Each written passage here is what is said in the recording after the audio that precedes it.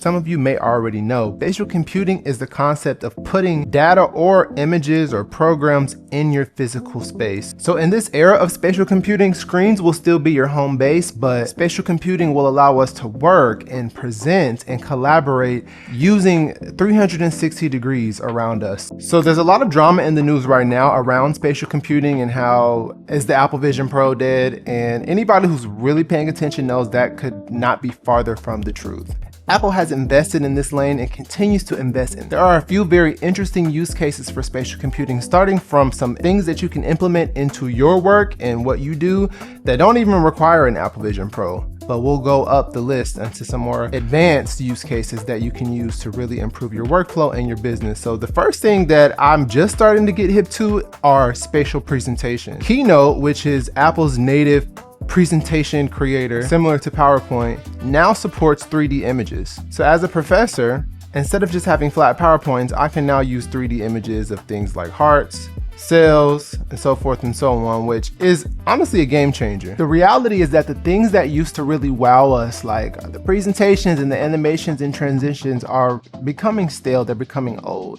As a professor, I find it harder and harder to engage students in class as time goes by. So whether you're a professor like me or you're a business person, leveraging 3D components for your presentations can be a huge competitive advantage. Let's put this back over here. And when you think about presenting using spatial computing, you can use QR codes like this for students or attendees to scan and put these 3D models in their space. So you can give it a try. If you scan it, you should be able to embed it and overlay it in your own space, play with it, manipulate it, make it as big or small as you can. So what I love about the Apple Vision Pro is that developers and even Apple are figuring out ways for people who don't even have this device to still participate in the spatial computing concepts. And this is one interesting way. Spatial computing is interesting, right? Because we've had virtual reality for a while, but augmented reality is a little bit different. It allows us to overlay digital aspects in our actual space. One very interesting example of that is the Mac virtual display. So when it comes to augmented reality, it's beyond entertainment, it's beyond video games. If I use it for this alone,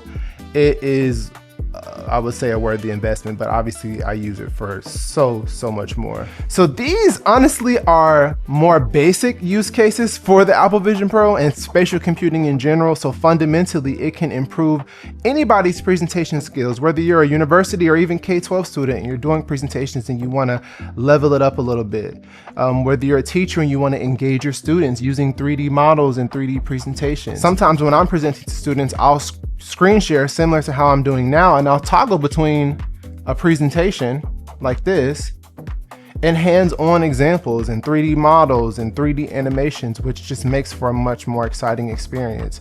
And I'm telling you, it's really necessary because recently, which was the first time ever, I had a student literally snoring. It was like a couple classes ago, snoring during my online class. I was teaching online and they left their microphone on and I literally heard them snoring. So, you know, and I'm a pretty exciting professor. I'm pretty lit, I'm pretty funny, but the point is that these students, they're playing Roblox, they're doing all these engaging things outside of education. So being able to boost their engagement in the classroom using tools like this is becoming very awesome. It's a huge competitive advantage. Another one of my favorite things to do with the Apple Vision Pro is definitely this Logitech Muse. I was on the fence about this for a while because I heard a lot of mixed reviews, and just like the Vision Pro when it first came out, there weren't a lot of things to support it, but there are quite a few things now. And I mean, just this alone,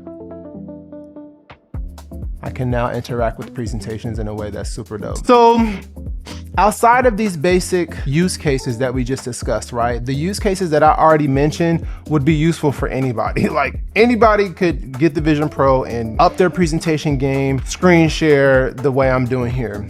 But when it comes to businesses and strategy and even skill development, there's an early adopter advantage. So if you're paying attention, big companies like Walmart, Lowe's, F1 Racing are already leveraging spatial computing, not only for their decision making and logistics and data processing, but also to create more advanced and engaging and memorable user experiences. So there's a growing projected market value when it comes to spatial computing, not only for the technology, which we know Apple is already kind of tapping into with the Vision Pro, and they're coming out with smart glasses hopefully sooner than later, which is going to certainly be a huge boom. So not only the technology, but programs, services, experiences that tailor towards this type of technology. So the market value was going up, faster decision making. So one of the main use cases, especially in enterprise, is any field that requires collaboration. They're able to collaborate on 3D models, construction, in a way where instead of making decisions based on these boring flat models, they can really see their buildings and structures and engines and devices in actual space and make decisions that way. Outside of the physical engineering aspect though, another really interesting thing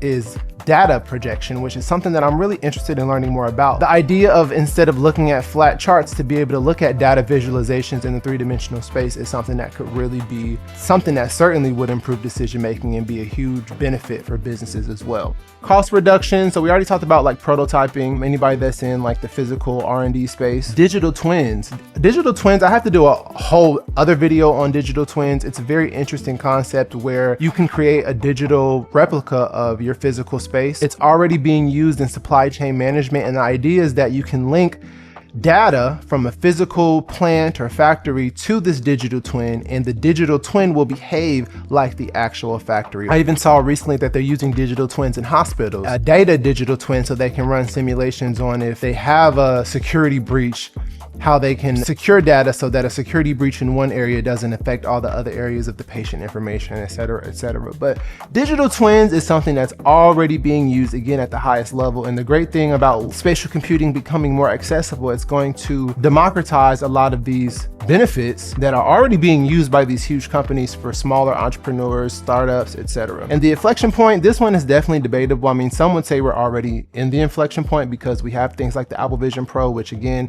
though they are relatively expensive compared to a computer, an average computer, it still has made a certain level of technology more accessible than it's ever been before. But once we have cost-effective smart glasses, which are coming soon, this tipping point is really going to change the game. We talked about digital twins. Again, digital twin is a live synchronized replica of a physical asset, building a machine, or even a human organ. So digital twins could be a human organ. They could have a heart. A doctor could be watching a heart 3D model that's linked to the actual patient's heart that's plugged up to all the machines and be seeing the behavior of the heart, the cardiac output, the rhythm of the heart. Not just the lines and the data that we're used to, but the actual physical heart, which again allows for more efficient decision making and more effective and accurate visualization of what's actually going on. So digital twins are relevant in business, they're relevant in healthcare, construction, predictive power. When it comes to these digital twins, companies can use physics and science to run simulations. So if you have everything in place as it is in real life, you can fast forward it and see, okay, based on how this machine is built, how would it wear and tear over the course of 2 years?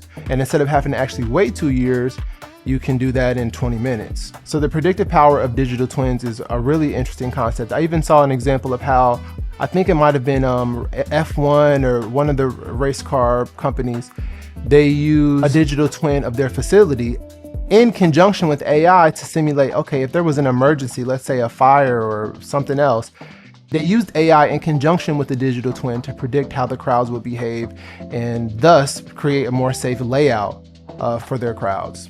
So very interesting stuff. Data visualization, we already talked about that, but this is beyond gimmicks, this is beyond aesthetics. Spatial computing is literally changing the way that we make decisions, and it can really increase profit margins by speeding up the time it takes for us to come to effective, accurate decisions by being able to visualize data in a new way. Let's put you back up there.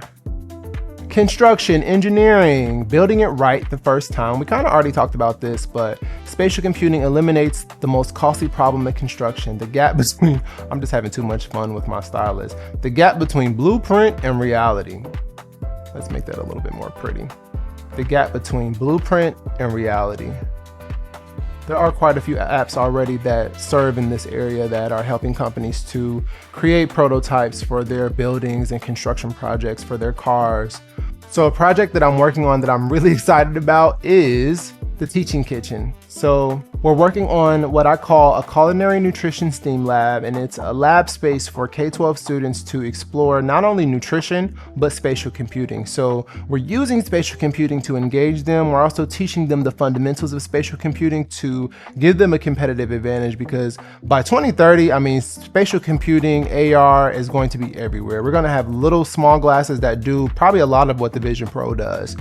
And it's gonna be a huge competitive advantage for people, especially young people, that know how to manipulate this technology to benefit companies, benefit themselves, start businesses, engage customers, etc. So we're teaching the students these fundamental skills so that by the time they enter the workforce, they're already a kind of a step ahead, and instead of being in the classes, they're able to maybe teach the classes on spatial computing. So and then we're pairing it with nutrition, because we know that, as we already have seen here, engaging 3D models, 3D presentations. I'll make another video on some of the 3D labs that I'm working on right now. But leveraging virtual reality and augmented reality for a teaching experience is great. And of course, my background is in science, culinary nutrition, so I'm really excited of how to really make all this come together into one project. So I'll keep you guys posted on that. I would recommend everybody at least be learning about this and practicing it as best as they can, even if it's just in those fundamental ways like incorporating 3D items into your presentations, or understanding concepts like digital twins and how they're already being used in some of the companies that we interact with.